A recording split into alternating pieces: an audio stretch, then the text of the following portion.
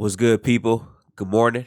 Um, as usual, I wake up in the morning and I'm sick, so no face cam today. But we got a cover today. First off, hope everybody's in good spirits. The NBA playoffs is back. That's right.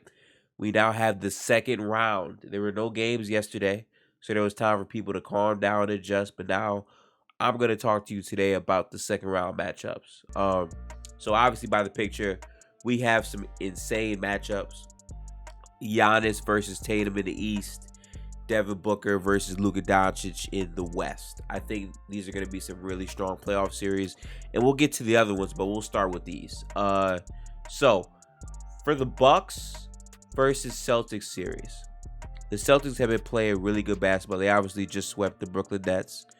I would say that the Celtics are favored to win, primarily because there's no Chris Middleton on the team. But this is still going to be a hard-fought series, being that Giannis is arguably the best player in the NBA, and there is a bunch of spacing and defense that can match what the Celtics do offensively and defensively. The only question is strong secondary shot creation from the Bucks and consistent three-point shooting, which their role players can absolutely knock down shots, but compared to having like another guy like Chris Middleton to alleviate pressure off of Giannis in the fourth quarters and create offense without Giannis, those are the questions moving forward. What I would say is, in that series, I think the Celtics win, but the avenue for the Bucks winning is not crazy at all. It certainly does exist. I would say that for the Bucks to win this series, they would have to kill and abuse Boston on the glass. They would have to dominate in transition because Boston has a few flaws defensively where they don't have time to set their defense in the fast break. And obviously, a fast break with Giannis Antetokounmpo and shooters is very, very deadly. But they would have to be very focused on that, and the only way that they can consistently get that off is through defensive and offensive rebounding consistently. The reason why I lead Boston, though, is because ultimately Jason Tatum and Jaylen Brown still haven't had a great full series, and I think that with the loss of Chris Middleton, having another wing to throw at Tatum or Brown, I think that you could see one of those players actually have a more productive series, and I think that the overall talent level, both defensively and offensively for Boston, I just think that there's more reliable guys to count on than the Bucks do. I think outside of Giannis, you obviously look at the teams and you would say that Boston has the better overall roster, but obviously having an MVP talent and a top 5 player in Giannis makes things very, very difficult. So I'll say Boston in 6, but the potential for the Bucks to win this series is sensational off the strength of Giannis rebounding and their three-point shooting, because they do have a lot of 40% shooters. Okay, so now we're going to move on to the West. The Suns versus the Mavericks. I think this series is going to be very, very intriguing because, in my opinion, Luka Doncic is going to be the best player in this series. I know people say that Devin Booker should be an MVP candidate and Chris Paul has great leadership and all this and all that, but I just think time after time, Luka has shown you in the playoffs that he can play at an MVP caliber level, and I think that he rises for the occasion in matchups like this. We've seen him dominate against elite perimeter defense from the Clippers, and he's gone head-to-head with other superstars. And I think that his offensive punch is going to be more consistent than any other offensive punch when it comes out to the Suns. The thing is, the Suns, I think, overall have a very technical roster that isn't top-heavy or built around one guy. However, a criticism of the Suns is a great shot creator outside of Devin Booker comes down to just Chris Paul. And I think personally that the way Dallas plays, when they go small, there's not going to be a lot of big man matchups for them to abuse. Now, the X factor for the series to me is DeAndre Ayton, because as good as the Mavericks defense is and has been, they don't have a great front court answer for Ayton. And obviously, if Chris Paul is making a concerted effort to look for him, and you have Devin Booker taking over on the offensive end, and then you obviously have Cam Johnson and Mikal Bridges roaming around playing good wing defense, it could, in theory, be a very tough series. So I personally lead with the Suns just because of the consistent body of work that they have and how many of their role players can actually knock down timely shots and play defense. But from the Dallas perspective, Luka finally has other guys who can ball handle and knock down shots. Their X factor to me is going to be Jalen Brunson, because if Jalen Brunson is not able to be productive, and I can see the Suns having a game plan where they're allowing Luka to be Luka, but they're going to make everybody else beat them, his production in this series is going to matter a lot. Like a lot. So yeah, I think that's a close contested series though.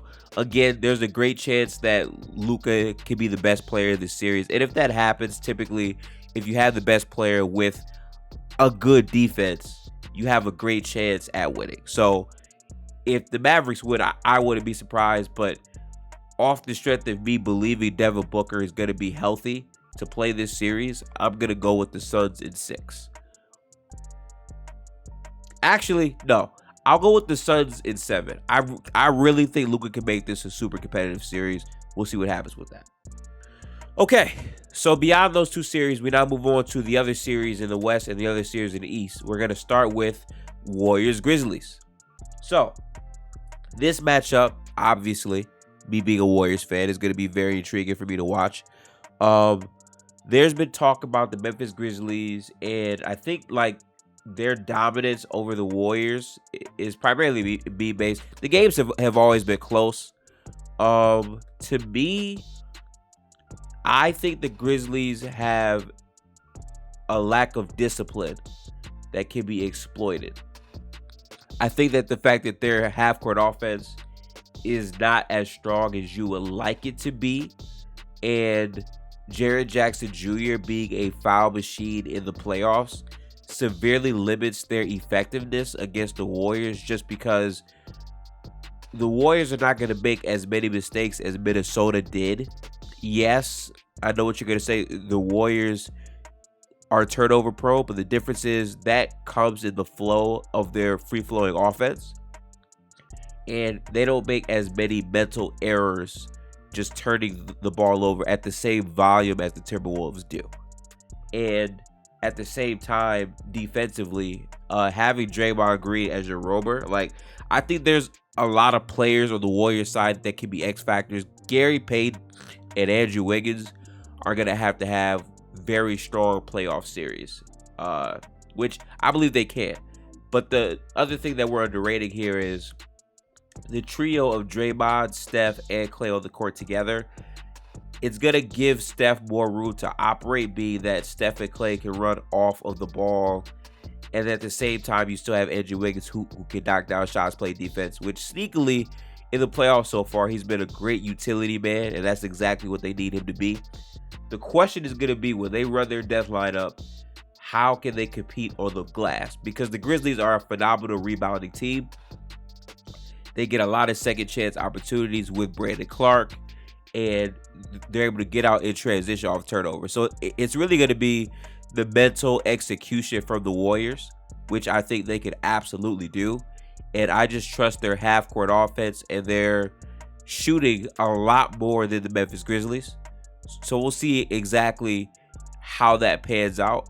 For me, I have this series going 6, but if I'm being real honest, my mind is telling me 5 games. And the reason why I would say that is just because of the top-end talent that the Warriors have, coupled with the coaching execution that they have, and how they can play big with Looney if needed, and they do have multiple wings to throw at Ja Morant. But I'm going to give respect to the Grizzlies just off the strength that they could have a lot of games where they rebound the ball at an elite level. And obviously, like, the Ja Morant whistle is going to be a big factor in this series. So my official prediction, I'll say Warriors in 6, but I'm telling you, if the Warriors beat them in 5, I would not be surprised. Okay, so let's move on to the next matchup. We now have the Philadelphia 76ers versus the Miami Heat. This series was going to be a really good series, but to me, if Joel Embiid's health is a problem, it's going to be very hard for the Sixers. I think this series can be decided by the first 2 games. We don't know when Joel Embiid is going to be back, but the problem is the Heat, to me, just have so much depth. Multiple wing defenders with a great coach who can play guys in different styles.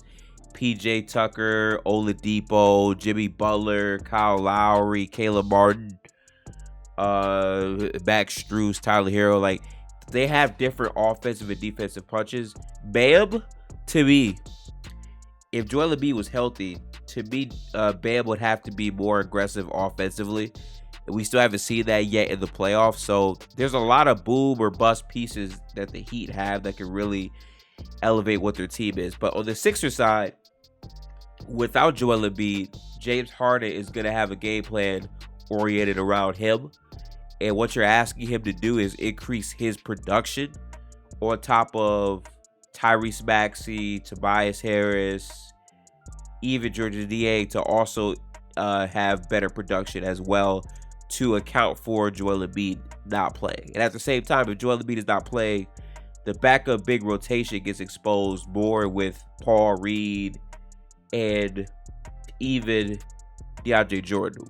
And I think that is a bigger loss, even though Joel Embiid hasn't been like a great defender this season because of his offensive load. But ultimately, he's still a really good defender. And if he's out of there and you're replacing him with guys that are not as great, although Paul Reed has proven to be switchable, I think that is a point of attack that the Heat will for sure emphasize. Also, I do think the Heat are going to try to lock in on Tyrese Maxey as he's been their most consistent perimeter scorer. And I just think it's a bad matchup if there's no Joel Embiid. However, there is a great chance that James Harden this series can be a playmaking wizard and actually be an effective player against strong defense. Because he, again, in my opinion, for him to go up against the Raptors, he was able to find ways to be effective in some of those games. But now he has to be James Harden of old. And we have to see exactly if that will materialize itself. For me, it's just more questions on the Philadelphia front. So I'm going to lead the Heat in 6. This could be a 5-game series based on Joel Embiid's health. But I do think that James Harden's production can increase. I just don't know if it's enough to win the series. So I'll go Heat in 6. And yeah, those are the matchups for today. I appreciate you guys for rocking with me. My nose has been absolutely cooked every morning. I'm going to have to figure out exactly how to maneuver through that. But if you like the video, you know what I'm saying? Like, comment, subscribe. We're almost at, I think, 320. So appreciate y'all support. But we out. Hope everyone enjoys NBA playoff basketball today. Peace.